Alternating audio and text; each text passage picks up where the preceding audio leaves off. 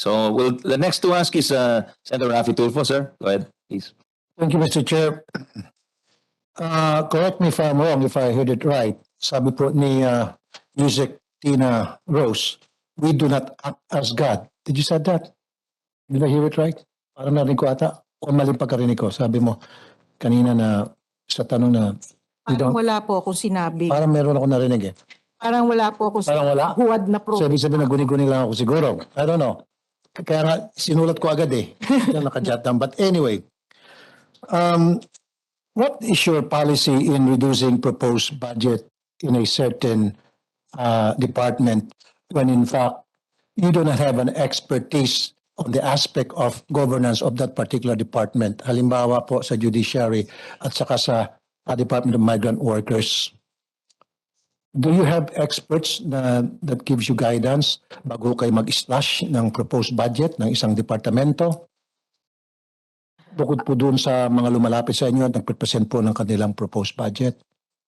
Mr. Chair, Your Honor, when a budget is proposed to DBM, when an agency goes to DBM to propose their budget level, there are two things which we consider. Okay. Number one is the cost of their ongoing programs and projects. And these comprise the tier one. What we call the tier one is the cost of ongoing programs and activities, regardless of whether an organization or an entity has outputs or produce outputs.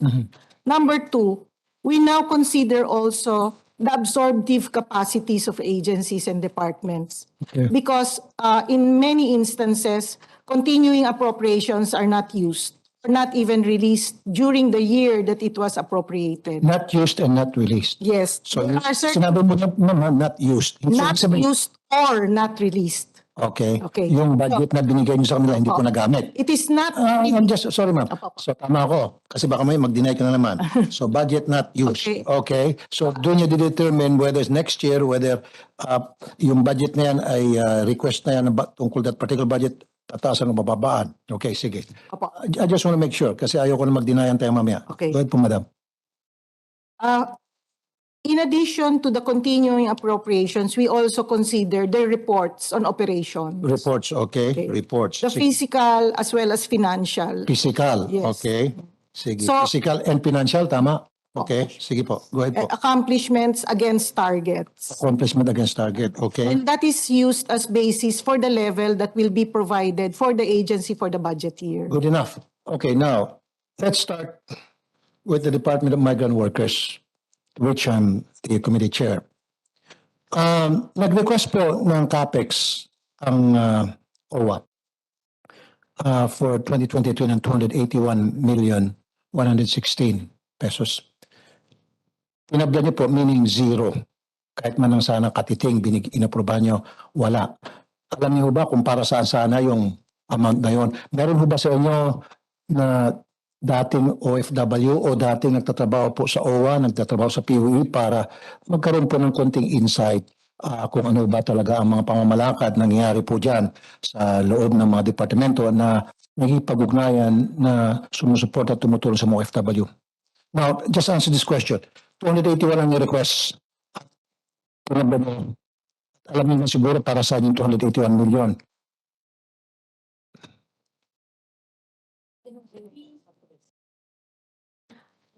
I am assuming, Mr. Chair, while we are looking for the data, because it's a very new department, at that point when we were preparing the budget, the level of detail that was required per national budget call was not yet available for DMW.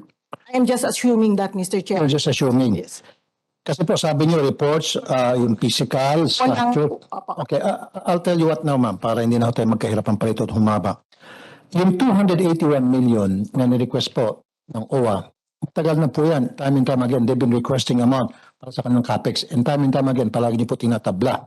Para saan po sana yan? Para po sana sa mga infrastruktura yan, mga offices at mga sasakyan na gagamitin po ng mga kawani nila para pumunta sa mga liblib na lugar para tugunan ang mga panawagan ng mga OFWs, yung mga may problema, susunduin, dadalhin sa shelter, at yung mga dumarating, susunduin sa airport, o dadalhin pa doon sa kanilang lugar. And kinat po yan. So, yung mga sasakyan po na meron ng OWA, matatanda na po, luma na bubulok, kakarag-karag na, nasisira na. So, ang nangyari, nagre-rent po sila para lamang matugunan yung pangangailangan nila para doon sa paghatid sundo sa mga FW, number one. Number two, infrastructure. Meron pa nga po atang executive order, this was a couple of years ago, na pinapayagan po dahil meron po nag-donate ng lupa sa Coronadal. So all it needs is budget sa construction. Again, tinabla po. Meron po nag-donate din ng lupa sa OWA para sa Pagadian para sila po ay makapaglipat ng opisina dahil bulok na yung kanilang opisina. And ang kailangan lang po, budget para sa infrastructure, construction. Again, tinabla naman po ng DBM. You're acting like God. That's the reason why, kanina, akala ko narinig ko talaga, pero sabi mo din yung sinabi, dapat po, meron kayong expertise in a particular department on the aspect of governance of that particular department na kina-slash po yung budget. Hindi kayo slash na slash. Example, bago mo sagutin nyo sa DBM, sa judiciary, ang tanong ko po ma'am, meron ba kayong inmate na relatives presently na nasa any of our city jails? First question. Second question, ano ba ay naging defendant na sa isang case sa any court? Or have you been a respondent in a subpoena from a prosecutor's office? If the answer is no, then I'll lecture you. Sorry po, madam. Wala, no? The answer is no to all? No. Mayroon ako reason kung bakit ko tinatanong yun. Okay, Mr. Chair. No? No, Mr. Chairman, Your Honor. Okay. Umpisahan po natin dun sa state of our judiciary sa mga korte. Alam niyo po ba na kulang na kulang po ang ating mga korte? In so many cases, defendant. Mr. Chair, sige. In so many instances, relevant po itong sinasabi ko makinig po kayo kasi marami akong karanasan nito dahil marami po lumalapit sa akin na mga mahirap nating kababayan na nadidiin sa isang kaso. Kulang po yung mga korte natin. So, isang korte, 2 hanggang 3 judges ang nag-uukupa. Right? Sila muna. So, ano po yung magiging domino effect noon? Number one, Which related, yeah? nadidelay po Related, okay. yung kaso. Nagkakaroon po ng delay sa kaso dahil na yung mga judges, paano nila agad-agad mapapabilis yung resolve sa isang case? Because 2, 3 sila, mag-antayin sila sa scheduling. Number one. Number two, yung pong suspect, diba, na may kaso doon sa RTC na 3 ang judges sa isang korte. Yan po, ay mahirap at walang pambail, tutuloy-tuloy po sa city jail. Tama po? Since wala po siya pambail, kahit na mababaw yung kanyang kasalanan, o kahit na in some cases, wala talaga siya kasalanan, napagflipan lang ng mga police or whoever, then siya po ay magdurusa sa loob ng city jail. So kung halimbawa abuti ng 2 taon bago matapos yung kanyang kaso, dahil nga sa scheduling ng judges, dahil kulang sa infrastructure, then 2 taon siya magdurusa. Okay? Now, doon sa prosecutor's office, sabi ko kung kayo po ay naging respondent sa subpoena from the fiscal's office, punta ka sa fiscal's office, ang haba po ng pila ng mga defendant doon. Pag mayaman, mag-aantay sa kotse, naka-aircon, nakabukas yung aircon, tatawagin na lang ka ng driver, boss, ikaw na, aakyat si defendant. Pero pag mahirap, pila-pila, papay-pay pa yan dahil walang aircon, sira, bulok yung infrastructure. Stringent requirement. Building. Now, ito po ngayon. So, ang nangyayari po, pag walang infrastructure at kulang kagamitan sa korte, ano pong ginagawa ng mga local executive? Pasintabi sa mga judges, di ako magpapatama. Lumalapit po sila sa LGU, sa mga local executives. Magpatayo po ng mga korte. Mag-provide ng aircon, electric fan, at refrigerator. Now, what's in it for us? Sasabihin po ni local executive. So therefore, these judges these prosecutors will be indebted to the local executives. So, ibig sabihin, may influensyon po ng local executives yung kaso dahil iutang sa kanila. And, ang masaklap pa, kapag mayroong abusado yung local executive, kung sipa-sipain ang sinong Juan de la Cruz dahil malakas siya sa local executive sapagkat nag-donate siya ng aircon, nag-donate siya ng refrigerator, kasama siya sa pag-donate para makapag-construct ng bagong building o korte. Yan po ang isang dahilan kung bakit palagi kong sinasabi, especially during the campaign, he was less in luxury and more in law. Ang first and last defense po ng ating mga mayot na kababayan ay ang batas. Pero kung sa batas nasushortchange sila, paano kung sa batas na sana magprotekta sa kanila, yun pa mismo ang nag-abandona sa kanila. Do you follow me, ma'am? Yes, Your Honor. Kaya nga po, masama ang loob ko nung nakita ko po yung budget sa judiciary na kinat niyo po almost in half. Kayo ho ba ay meron experience o meron kayo mga abogado o judges man lang na mga consultant ninyo bago kayo mag-slash ng budget ng judiciary para magsabi sa inyo, okay, ito importante, ito hindi importante, ito pwedeng igo natin, things like that.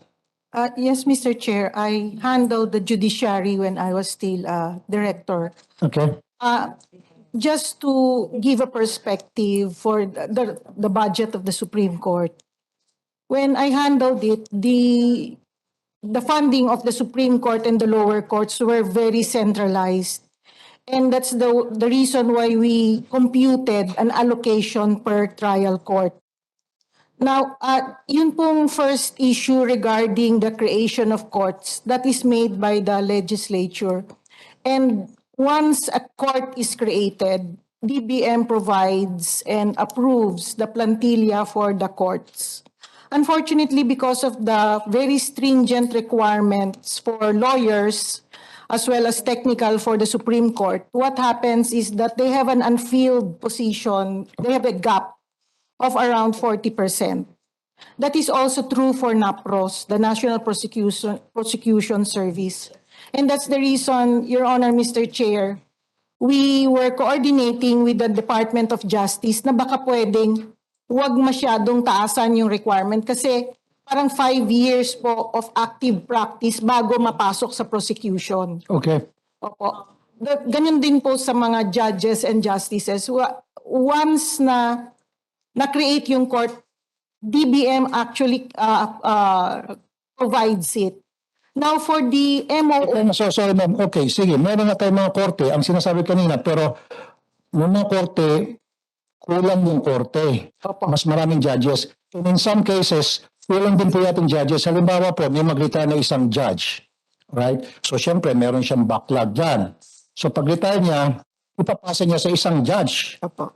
na by himself already, overwhelmed na siya. Ipapasa yan kasi ang tagal, inaabot po ng taon bago magkaroon ng replacement. Yes. Dahil wala pong budget. Kasi na-slash po yung budget para Supreme Court. Hindi naman po in-slash kasi mas mataas naman po yung provision niya from last. No, ang ibig sabihin kasi po, binawasan yung budget. So, hindi po makagalaw yung judiciary. Kumbaga, paano nila pagkasya nitong budget na binawasan? Kasi nagbigay siyang proposed budget o certain amount and then kinat in half. So, dapat yung kalahati na nawala, yun po sana mapunta sa infrastructure, yun po sana pagdating sa hiring ng judges, pag-modernize ng kanilang mga ng kanilang computer system, etc. Pinutol na po. Mr. Chair, Your Honor, even if the budget was slashed insofar as the Supreme Court is concerned, we also would like to flag that previous budgets of the Supreme Court are available to the Supreme Court until it is fully exhausted because it is a SIFAG. So, meron po silang available funds under their financial statements na nasa kanila at nakacentralize ho kasi sa Supreme Court. Yun po yung nagiging problema. If I can add also, Yusek, Your Honor, I think a lot of the judiciary's positions are unfilled sa judges kasi may bottleneck somehow dun sa appointment process. Can you get the figures from You think you can get that for us, yung unfilled judiciary positions, yung hindi pa na-appoint yung judge, etc. Madami-dami yun di ba? Para I remember in the last judiciary hearing, not this year but maybe last year, they mentioned that there were so many pending appointments sa Office of the President, di ba? Yeah. Mr. Chair. Yes, Yes, in line Mr. Lord, with the yeah. question of Senator Tulfo and your statement, I recall when I was in your position as allow me Chair- just to acknowledge our Majority Leader, Senator Joel. Good morning, sir. Thank you, Your Yes, Honor. thank you. Thank you.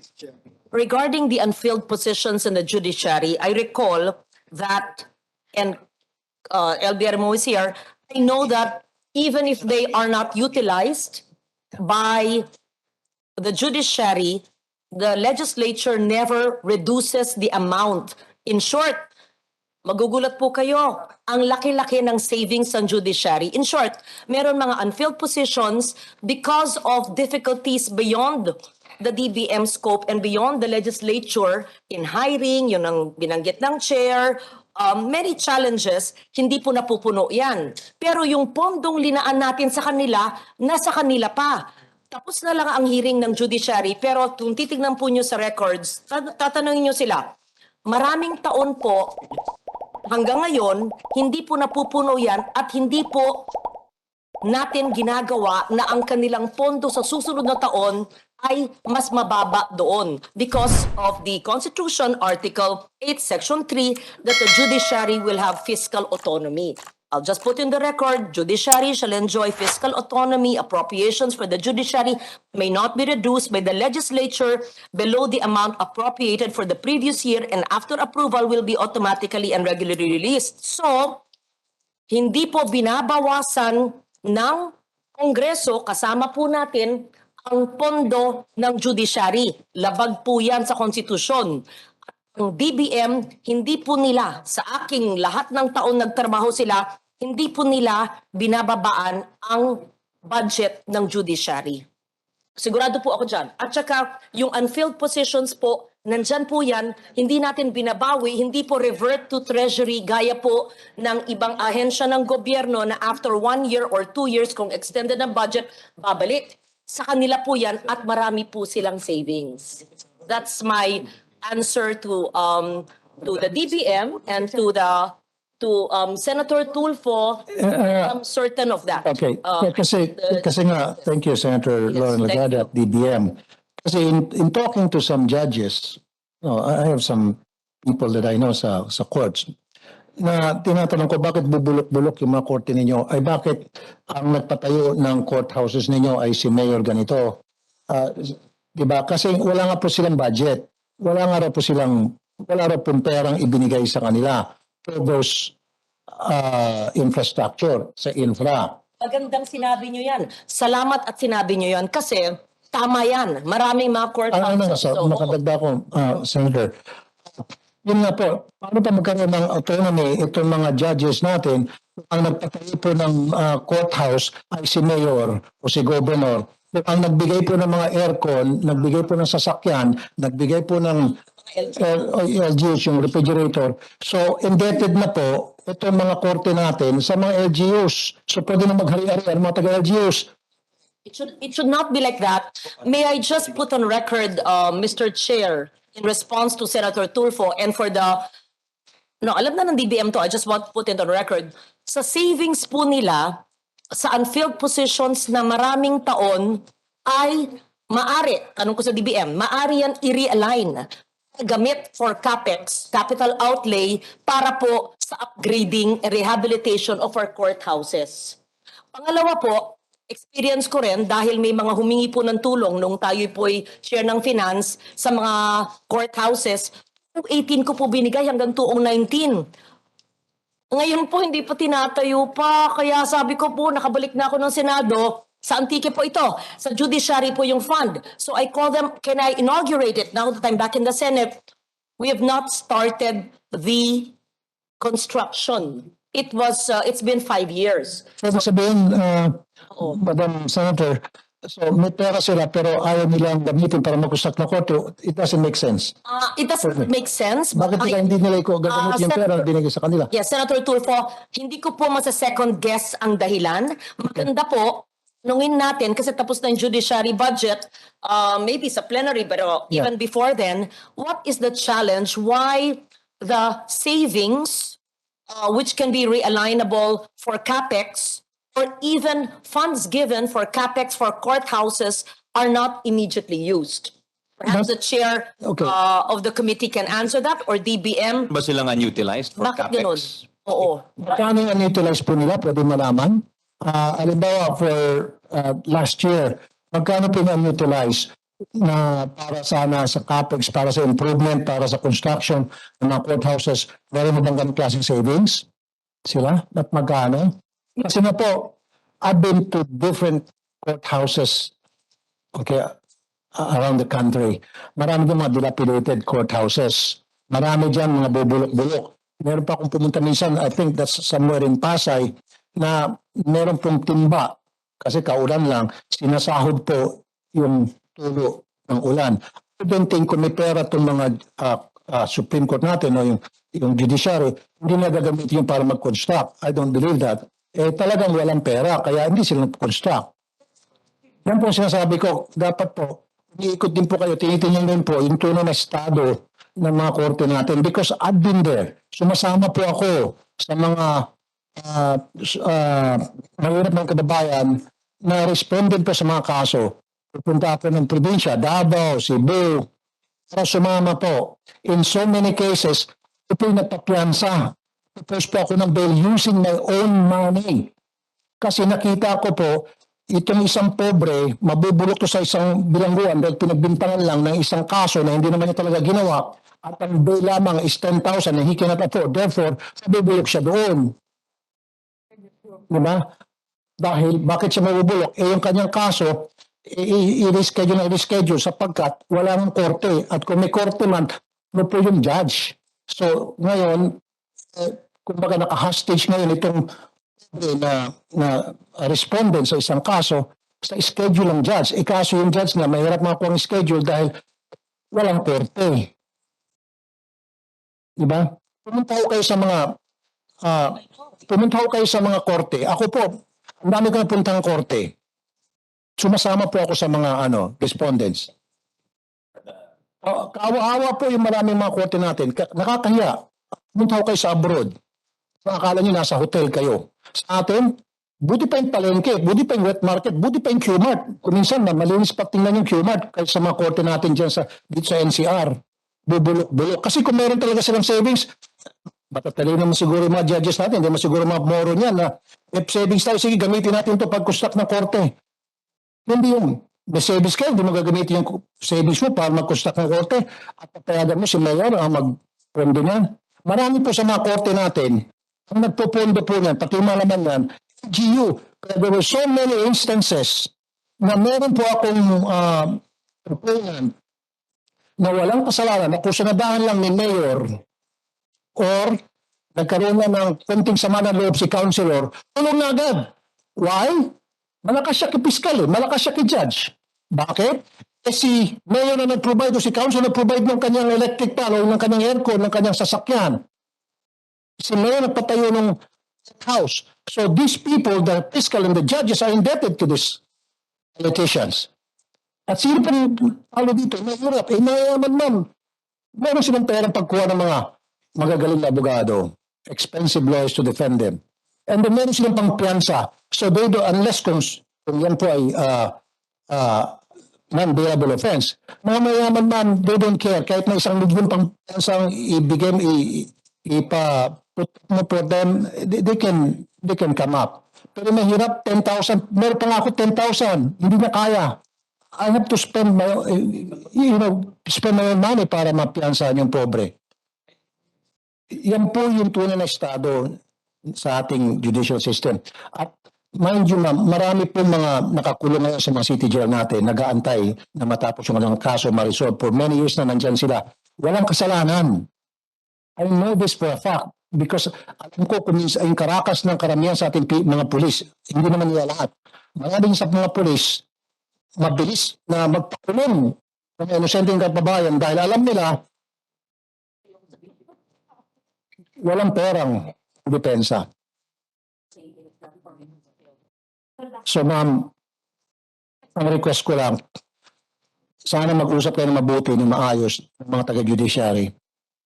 Kung paano kayo magtulungan, number one, na modernize, ma-digitalize na yung ating judiciary. Pupunta ko ka sa korte. Ito, marami din mga korte. Pagpunta mo, nakakatakot na, baka yung upuan doon, yung bench na mahaba, may pako.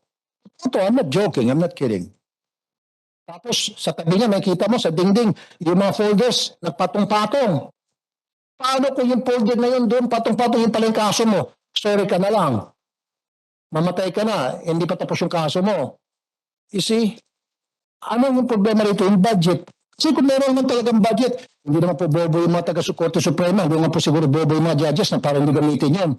Kung there's available budget, why are they not gonna use it? Why are they gonna umasa sila sa mga local LGU?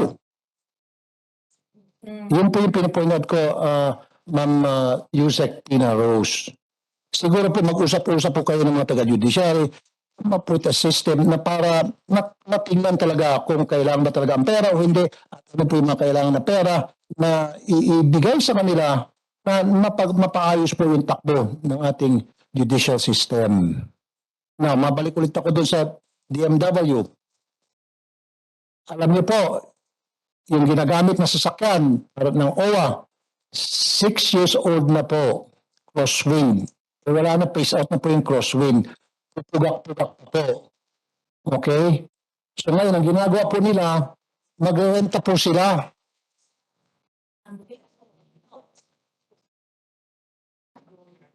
Sige, pakitawag ng Alipores niyo po.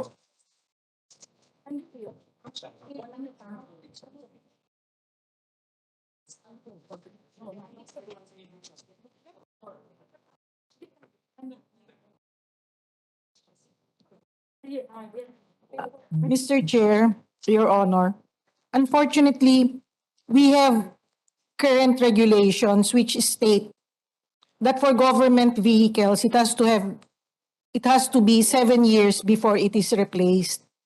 So probably that's the reason why yung 6-year-old vehicle ng OWA hindi pa ho napapalitan. That is true to all departments and agencies. So we provide a vehicle after the 7-year period and after they submit an inventory of vehicles.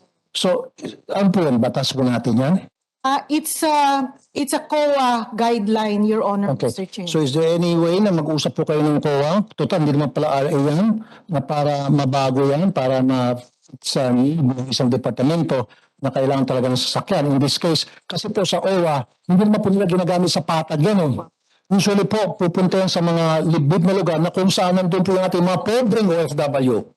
Now, just imagine 7 years crosswind, lubak-lubak yung daan. In 2 years pa lang, 3 years, sira na yan. So mas magastos pa po, may pupunta po sa repair shop para ayusin yung sasakyan. It doesn't make sense. Po, papalitan ng bago. So kung yun po hindi batas, then siguro come up with something na hindi na paabuti ng ganong katagal, especially doon sa needs ng departamento. In this case, yung OWA, pupunta po yun sa mga liblib na lugar. Yung nito pong huli, ito pong pandemic na ito, binigyan natin ng OWA ang authority to rent motor vehicles, especially for OFWs. Pag hindi naman po roadworthy na yung sasakyan, pinapalitan naman po at ino-authorize ng DBM yung amount. It is really based on the representation of the department of the agency. Okay.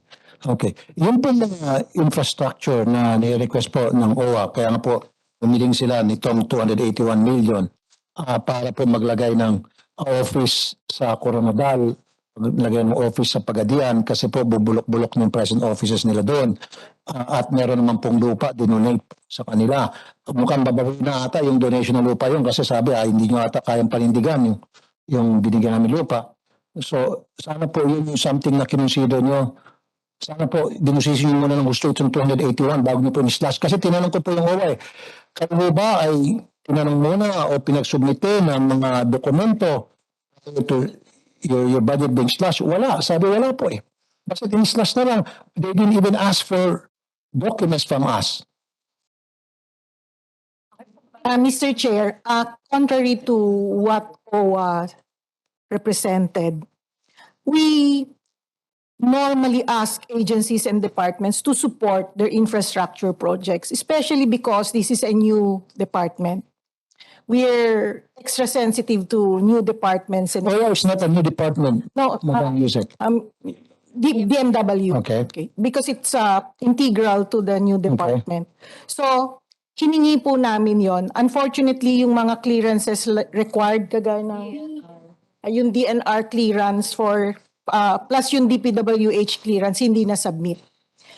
So, including yung sa IT po nila. Did you ask for that? Yes, Those yes, documents? They- Well, siguro sa susunod na hearing, iharap ko po sa inyo si Arnel Ignacio because he said wala raw po talaga. I don't know kung nagsisinungaling ba si Arnel Ignacio, yung administrator ng OWA, o sino po sa inyo dito sa... Doon, nasa, Siguro mas maganda kung pagharap-harapin kayo. Kasi sinabi po ni OWA, Administrator Arnel Ignacio, tinanong ko talaga, are you sure hindi ko kayo iniwan ng documents o explanation bago sila mag-slash? Wala raw talaga, zero. Basta't na lang, tinabla na lang. Yun ang pagkasabi. at that point kasi I think si Administrator Ignacio was not yet the administrator. So we were coordinating with the finance people of OWA. So we actually required it. In fact, Nagtanong-tanong na siya. Sabi ko sa kanya, balikan mo ako in a few minutes. Tanungin mo dyan sa finance, kung sino man dyan sa opisina na nakikipag-communicate yung DBM tungkol sa budget request. Apo. Sabi niya, yes. Tinanong ko na lahat yan. Wala talaga kaming natanggap na warning man lang na islas namin to unless makapagpakita kayo ng additional documents to justify itong construction ng building. Wala raw po. Now, nakangiti po kayo. Pero si Arnel Ignacio, nung kausap po, hindi po siya nakangiti. Seryoso po siya. kasi Mr. Chair, Your Honor, just to also provide information, before we finalize the budget and submit it to our printers, we give all departments and agencies a confirmation letter. And OWA was also provided with this letter. And after that, they're given about a week to react on their budget. So, napadala niyo po siya ng sulat. Sige, granting totoo nga yung sabi niyo. Meron ba kayong received copy? Yes, Your Honor, Mr. Chair. Then can you provide me with a received copy para Yes, babalikan Mr. ko si Chair. Administrator Arnel Ignacio tungkol dyan? Opo. Pagkatapos po nun, meron ho kaming tinatawag na hearing within DBM. It's internal to DBM where we call it the hearit period. The what period mo? Hearit. Anong hirit? Wala po kasing English yun eh. Okay. Okay. Wala Sige. po English kasi yung Kanina, sip-sip na yun. Hirit naman. Kailangan mag-sip-sip ka muna bago ka makahirit. internal to DBM yan. Okay, sige. Internal to DBM yan. Yung dirit, ano ba tawag Ilan mo yung birit? Hina lang ha. Baka mamaya mapunta tayo kung saan. Sirit. Okay, sige. Okay pa. So, internal to DBM, and that's what we call it. That is the period when agencies request for reconsideration, realignment of their levels, and if the fiscal space allows it, binibigay po yan. You know, ma'am, I don't know kung sino po nagsasabi na totoo. And then, nagtanong din po ako sa mga members of the judiciary tungkol sa sinasabi nyo. And they said, no, wala mga ganon. Hindi sila humingi ng additional documents from us o supporting documents para ma-aprobahan, ma-reconsider yung aming request. There's no such, so ibig sabihin ito mga taga-hudikatura yung nagsisinungaling. So si Arnel Ignacio sinungaling, ito mga, siyempre, I'm not gonna name names muna, itong justice, mga justice na kausap ko, sinungaling din. Hindi sila sinungaling. Ano lang? Hindi pa siguro magkakaintindi. Miscommunication. Ganito. Hindi ako tumulong. Go ahead, ma'am. Chair. I'm sure they all mean well. There's a need to upgrade and rehabilitate courthouses, all the infrastructures, judiciary. In fact, as I said, every year, Mr. Chair, there's the funding for the unfilled positions in the NEP. There's 8.494B for the NEP of 2023 for the total judiciary lump sum for filling of positions, meaning this has mean that in the previous year's budget, this is the same amount for the cutoff period for the unfilled positions, because for the provision in the Constitution, we're not allowed to go below it, right? So ibig po niyang sabihin, yung 8.494 billion ay nandyan po na hindi nagamit sa nakaraang taon. So meron pong laan naman sa 2023 NEP na pinapag-aralan natin na 8.494 fulfilling. Pwede nilang punuin lahat yan or maaring maging savings na pwedeng i-realign, legal po yan, sa pangangailangan sa capital outlay. Pwede po yun. Tama ba ako, DBM, o baka mali intindi ko? Tama, ayun. So, does it mean that the 8.494 billion for unfilled positions for 2022 is there and can be utilized for the upgrade of courthouses? DBM, is that legal? Can they use it that way, Mr. Chair? Juggling of funds? Hindi. Kaya nga tinatanong ko, is that allowed? The funds unused or unfilled positions for this year, can it be used to rehabilitate courthouses? They can realign They can internally. realign it. Okay. And did, in the President's budget, in the NEP, which we're studying, in the GAB, do we have the provision for unfilled positions in the same amount of the previous year so as not to violate the Constitution? We did not go down. Yes. Okay. Therefore, the judiciary may fill up the positions for qualified persons. And if unused, is it legal for them to utilize it for capital outlay to upgrade courthouses? Okay, very clear. So, okay. Thank you. Thank you, Senator Lauren. Wala kasi dito yung mga justices sa taga-judiciary to defend themselves. Kasi nag-uusapan, kayo, ako, kayo, kami, kayo. Dapat next time po, kung gusto niyo po, I'll set up a meeting, mas kinatapos ng budget hearing natin, para magkalamanan kung sino nagsasabi ng totoo, kung sino may mali. Kasi may sinasabi, maganda yung sinasabi ni Senator Lauren. Kung pakinggan natin, mukhang okay, mukhang wala kayong kasalanan. Mukhang ang may problema rito, yung mga justices sa Supreme Court dahil hindi na ginagamit. Clarify ko, Sen. Rafi, hindi ko po tinuturo na may No. judiciary. No, what I'm saying is, parang bumili ka na gano'n, parang hindi nila alam yung tinatawag na realignment na pwede pa realign yung savings nila doon sa unfilled position Ano yun, alam. para... Kasi alam po nila. Hindi, kaya nga mas maganda kung nandito po sila. Kasi they cannot defend themselves right now. They're not here. So we can say anything we want, you can say anything you want, but they should be here para magkaalamanan. That's why mismo, willing po ako na iharap sila sa inyo at mag-uusap kayo at makikinig po ako kung sino sa inyo talaga ang tama, whoever is making sense. Yun po yun eh. Kasi we can say anything we want here, but they're not here to defend themselves. Yun po ibig sabihin. Your Honor, you've consumed more than 17 minutes. We've been very liberal with your time, actually. Thank you. Sorry, Mr. Chair. I'm sorry, but because I'm only saying that because nag-aantay po si Minority Leader for his second round. Sorry, Mr. Chair. so- Sorry, Mr. Minority Leader. Thank you, sorry. Thank you. No, we'll give you, if you want to wrap up, you want to say anything, please wrap up. Anyway, Mr. Chair, yung sa akin lang naman, kaya nga, lahat ng budget na pinopropose, hindi po ako tumututol dahil hindi naman po ako expert sa mga ganong klaseng, di ba, budgeting ng naman department. Dapat ang sa akin lang next time, we really have due diligence at some research kung kailangan ba talaga o hindi yung budget na yung kailangan ba talaga slash o hindi. Yun lang po. Maraming salamat. Salamat, Mr. Chair. There's a President's veto message pala dito. Ano kaya itong ginawa niyo rito? Conditional implement. Can you explain? Kayo palang expert ng budget. Page 749 this year, 2020. 749, special provision number 3. Gusto basahin ko eh. Support to the Barangay Development Program of the National Task Force to End Local Communist Armed Conflict. The amount of 5,624 million pesos, which is tama naman, that's the cut amount eh. Tama?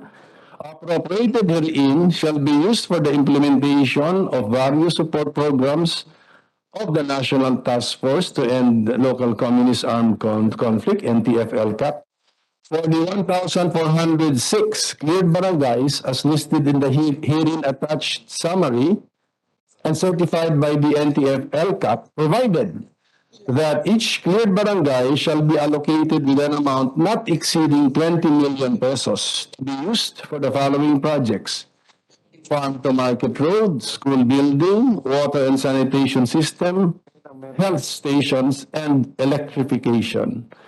Release of funds shall be subject to the guidelines to be issued by the DBM in coordination with the NTF-LCAC. Ang point ko lang ceiling, nag-release kayo ng 4 million, you did not violate the ceiling. Basta tama ba itong, there was a ceiling na Yes, 20. Yes. If in reality you gave 4 million, no violation kasi ceiling yun. Yes, Your Honor. Okay. Pero yung kaya nga meron na tayong mga details ngayon, ang mini-measure na lang natin ito sa anong tawag mo doon, budgets of barrel. Is there I think it was in response to what the members, Your Honor, wanted. You know, yourself, Senator Julan, Senator Binay, we put it na in the budget, in line item natin. In the same way, Senator Lacson would complain about the DPWH. We insisted that there'd be no lump sums and things be itemized, Your Honor. So that's the result also of our legislative discussions, Your Honor. Yeah, so the compliance with the details, number one, as to where is the annex. Yeah, di ba? It's the annex. But as to amount, the special provisions only provide a ceiling. Yan po ang klaro, Yan ang klaro. So, sa implementation, pwede iba-iba at may menu. May menu. Pero doon pupunta yung amount. Pero yung amount iba-iba kasi it's a ceiling. And whether or not, because the amount finally destined to that particular barangay is a post-enactment determination.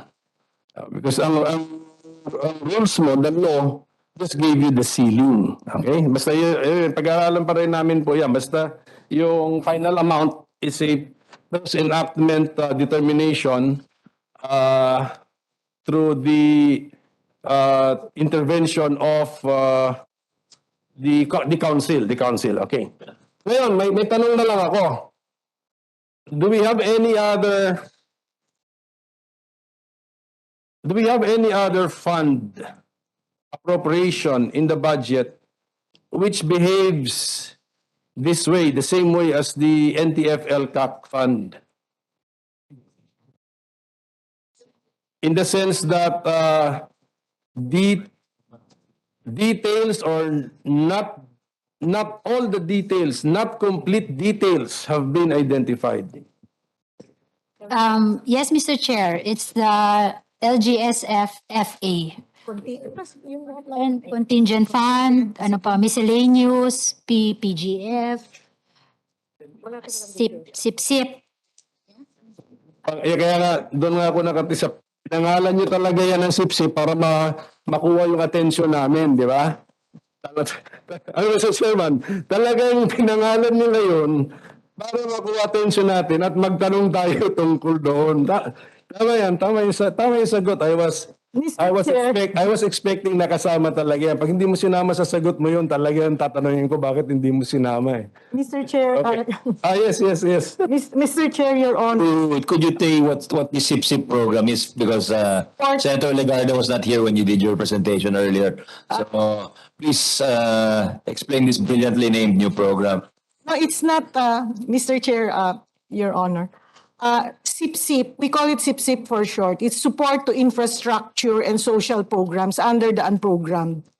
In fairness to this fund, it was created way back during the time of PGMA, when the resources were tight and the appropriations were not always available. Sip na yung pangalan nun? Naging SIP na ho. Okay. So nabuhay ulit yung sip. Every year. It's good to ask because I don't think it was in your presentation that it was dated PGMA's time. And it's not a newly created fund under this administration, under this new secretary. Just to make it clear, not Yes. even under President Duterte. Yes. It was President Arroyo's time yet. Okay, it's good to ask so that it's taken into context because we are seen worldwide and it might be misunderstood that your newly confirmed secretary or this new group has a SIP fund. It does not sound good. Yes, May I make a manifestation, Mr. Chair, that the communications experts in DBM change the acronym of this important fund because it's a special infrastructure fund and for socio-economic needs. Mas maliit siya nung panahon ni GMA. That's so So palitan important. niyo daw yung sip-sip, gawin yung higop kasi malaki na daw ngayon. Higop na daw, hindi na But sip-sip. seriously speaking, it's very important. Special infrastructure, socio-economic. Mahalaga yan sa program. Ibahin lang nyo yung acronym. We can be more creative so that there's no misunderstanding also. Kaya nyo yan. Sige. Sige, ma'am. Yeah, back to the minority leaders this time. Yeah, go ahead. Thank you, thank you. Anyway, kahit ibang pangalan nyo dyan, kahit gawin yung multiple of 9 ang name ng project na yan, may tatanong din pa naman ako dyan eh. Talaga naman tatanungin ko yan kahit anong name, madam. Kahit multiple of 9 pa ang pangalan nito. Anyway, ganito. Itong unprogrammed appropriations, just for our understanding, sabi nyo there will be 3 conditions. Standby funds to. 3 conditions before you fund the appropriations therein. Historically, kunyari, hindi pa naman tapos ng 2022, let's go back to 2021. Historically, kunyari, we had 135 billion in standby funds in a program appropriations.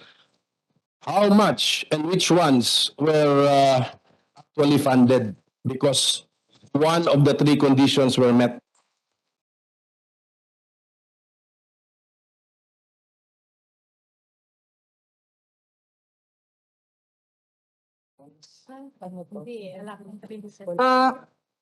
Mr. Chair, Your Honor, for 2021, for instance, we released 122 billion out of the 176.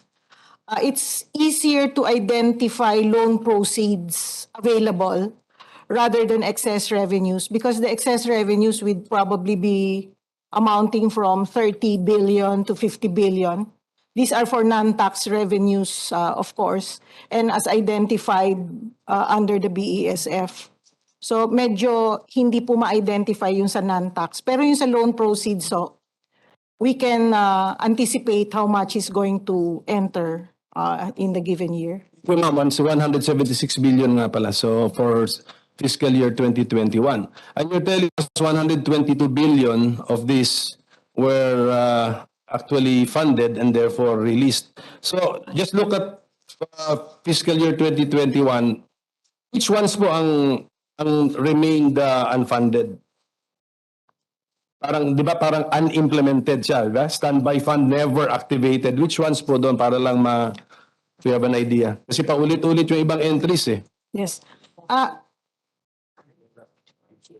On the top of my head is probably the amount that we owe Stratcom, which is 2 billion a year.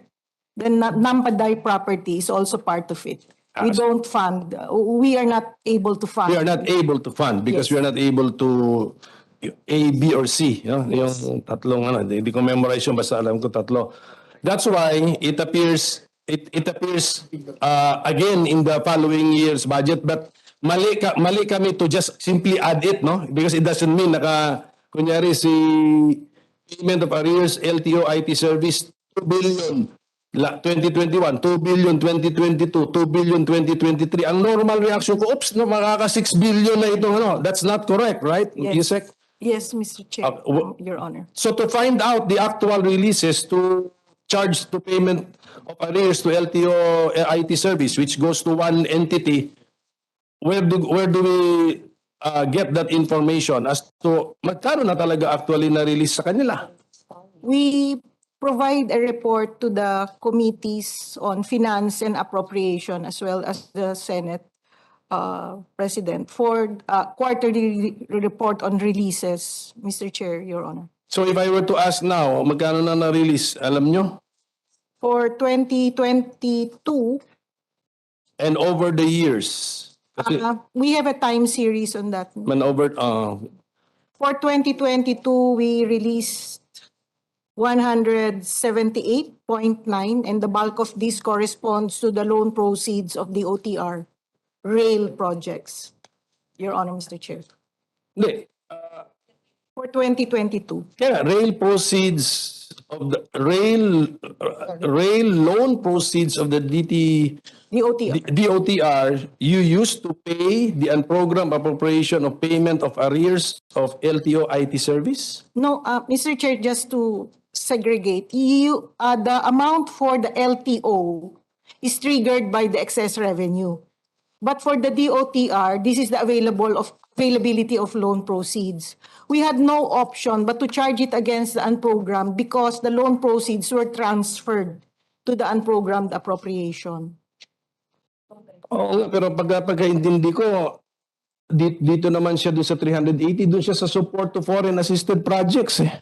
Yun pong Which is in 2021, 9.5 B naman for that amount, 17.7 this year, and 380 billion for next year. So, yes, 380 for 2023, Your Honor, Mr. Chair. kaya unprogrammed nga siya, so DOTR borrows for that. Ngayon, I was talking about payment of arrears to LTO IT service. So it's a different item, Mr. Chair. The LTO account to Stratcom is a different Not linked item. to a loan, just to clarify. It's not linked to the DOTR. Hindi, pero yun yung, napasok tayo, Mr. Chairman, nga, because in answer to my question po, parang, Question, Your Honor. just that random lang ito, how much have we paid? Because this has been appearing year after year after year. I think what Senator Pimentel is after, is the minority leader, is that he wants to see the pattern, what is being funded, what is not. Am I correct? So can you just submit a report that kind of takes into account the last few years that will show, the development or give us some perspective on the funding of the unprogrammed? Because I want to look at the percentage, may amount kasi, may bottom line yung total amount for unprogrammed appropriations. We have 3 conditions and then over the years, kunyari, nakaka 70% releases tayo. Sabihin, more or less, we are able to comply with the 3 conditions and able to release the unprogrammed appropriations. Ngayon, pagdating po doon sa SIP-SIP, ano po ito? Sabi niyo kanina, details have not been identified. So, these are even more lacking in details compared to NTF-LCAC, which is an annex. Mr. Chair, anong tawag ko dito? Social support to infrastructure projects is really just a standby fund as compared to the NTF-LCAC, which is part of the program. Just to situate the importance of having a standby that is lump sum. When the pandemic hit in 2020, we did not have sufficient funds to fund our isolation facilities and whatever requirements that the pandemic gave us. So we had to resort to using this sort of lump sum amount under the unprogrammed appropriation for the purpose. And in fact, the procurement of vaccines and booster shots for 2023 was included here. And for the past years, it was also classified under the SIP-SIP. Different is this from contingent fund? The contingent fund, Your Honor, Mr. Chair, is a programmed amount. So it is not dependent on the compliance or the triggers that are required for the unprogrammed appropriations. Kaya nga, but the contingencies covered by both amounts are the same, except that ubusin mo muna si contingency fund and then may standby ka. Is that it? Yes, Mr. Chair, Your Honor, that's what is what we did, what we usually do. We really charge it to the contingent first. Okay. Sige, anyway, conceptually kasi contingent fund ang gamit nyo sa programmed amount. Pero sabi mo may standby yan si contingency fund pero iba ang name na binigay ninyo. But historically speaking, we are releasing funds from the unprogrammed because we generate the ABC conditions. Did you consciously do that? Why not a contingency fund under meron ding entry sa DOTR hinati nila meron silang program fund and unprogrammed fund. So can theoretically from the budget experts para lang ma-educate niyo po ako. Theoretically, Can we budget contingency fund? May part siyang program, may part siyang unprogram? Mr. Chair, theoretically, there is nothing wrong with it. But we consider the contingent fund as a sort of a fund that is for unexpected and new and urgent. And it requires the approval also of the President. So, very seldom namin, parang last resort na po rin namin ginagamit ang contingent fund because we know it's a lump sum. So we try to avoid having lump sums under the program of the budget, Your Honor, Mr. Chair. Okay, talagang kailangan natin ng department talaga ng DBM to teach us. You try to avoid lump sums in the program part of the budget. Do you also try it in the unprogrammed part of the budget? Try to avoid it? As much as possible, Your Honor, we really do not want to have lump sums because we are under the magnifying glass of international public finance practitioners. And it does not look good if we really have substantial amounts for the unprogrammed as well as the programmed amount, if it is lump sums.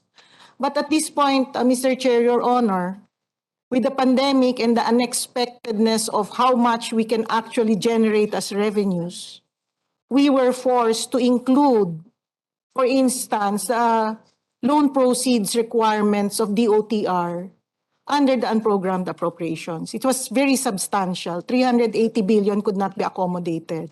So that's the reason why. But as a public finance manager, Your Honor, Mr. Chair, I would agree with you, Mr. Chair, that as much as possible, we don't want to have special purpose funds or even lump sums in the various agencies. Kasi ma'am, ganito, Mr. Chairman, ano na lang, last point na lang, sa pang-plenary na lang yung iba kasi marami nakahintay. Kasi nung tinanong ko yung DOTR sa 380 billion nila, what are the details? Sagot sila in-enumerate nga namin, nakasagot sila sa details nila. And I will check, I'm sure naka-annex yun. But this particular one, this SIPSIP program, there are no details or annex that we can show. Okay, so para sa klaro yun. And who administers this fund? At least pag nung tinanong ko yung DTR, 380 billion, kayo mag-administer yan. Sabi nila, yes. Dito po, sino po mag-administer ng fund na ito? Let us assume that one of the three conditions are met and the amount is there. Kanino kasi sip-sip para ma-access mo yung Para fund? ma-access mo yung fund. Presidente sa OP.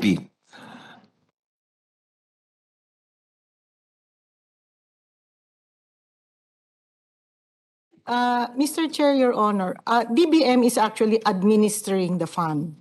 But once it is approved, the purpose is approved by the President, then that's the only time that DBM releases it. And after that, subsequent to that, the one who administers it would be the agency which is implementing the project. Sige, basta one final observation, Mr. Chairman. As of the moment, hindi pa naman natin pinapasa, parang kulang sa detalye. That's my personal opinion. It lacks details. And in the presentation yata, admittedly, we can quote you, the details of which had not been identified. Sina na mismo nag-volunteer pa ng information. So, marami pa po ako sanang gustong tanungin, but time is limited. We can have a second round, Minority Leader. Doon si Senator Tulfo, tinitignan ko yung mukha niya, mukhang gutom na rin to. Kaya, Tatanong ko mukhang magdatanong thank you, Mr. Chairman, for the first round. Thank you, Minority Leader. Ako, I can understand the need for flexibility, pero tama si Senator Pimentel, as much as possible, maybe including the following, yung binanggit yung project, so we can place it there para hindi masyadong, you yourself said as a public finance practice, it's better to specify.